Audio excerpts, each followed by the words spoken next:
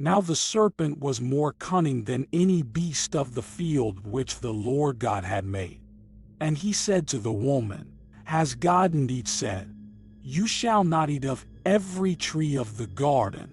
And the woman said to the serpent, We may eat the fruit of the trees of the garden, but of the fruit of the tree which is in the midst of the garden, God has said, You shall not eat it, nor shall you touch it, lest you die.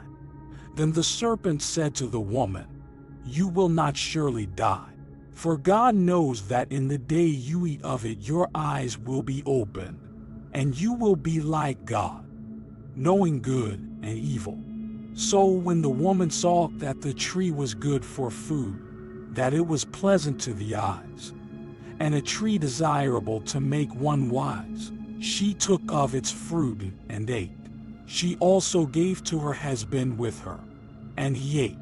Then the eyes of both of them were opened, and they knew that they were naked. And they sewed fig leaves together and made themselves coverings. And they heard the sound of the Lord God walking in the garden in the cool of the day. And Adam and his wife hid themselves from the presence of the Lord God among the trees of the garden. Then the Lord God called to Adam and said to him, Where are you? So he said, I heard your voice in the garden, and I was afraid because I was naked, and I hid myself. And he said, Who told you that you were naked? Have you eaten from the tree of which I commanded you that you should not eat? Then the man said, The woman whom you gave to be with me, she gave me of the tree, and I ate.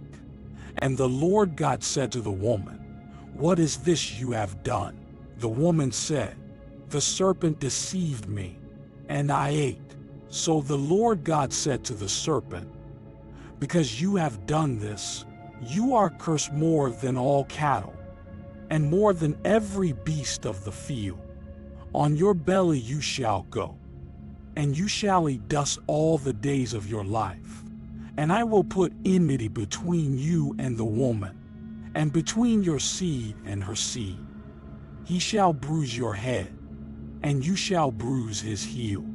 To the woman he said, I will greatly multiply your sorrow and your conception.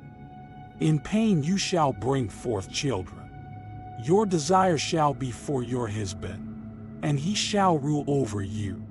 Then to Adam he said, Because you have heeded the voice of your wife, and have eaten from the tree of which I commanded you, saying, You shall not eat of it. Cursed is the ground for your sake. In toil you shall eat of it all the days of your life. Both thorns and thistles it shall bring forth for you, and you shall eat the herb of the field. In the sweat of your face you shall eat bread till you return to the ground, for out of it you were taken. For dust you are, and to dust you shall return. And Adam called his wife's name Eve, because she was the mother of all living. Also for Adam and his wife the Lord God made tunics of skin, and clothed them. Then the Lord God said, Behold, the man has become like one of us, to know good and evil.